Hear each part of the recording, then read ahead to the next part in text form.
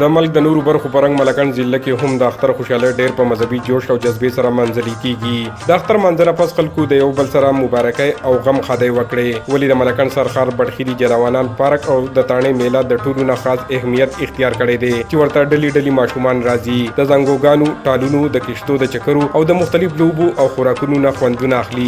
میلو ته راغلي ماشومان وایي چې سلامت کال د اختر انتظار وکړو بیا څوک زموږ د میلو او پارکونو لار نیولې شي. میلو او پارکونو ته د ماشومان سره د غوي مشران هم راغلي وي چې څوک هم د ماشومان مستۍ او خوشاله ویني نو د اختر خوشاله یو بدوشي.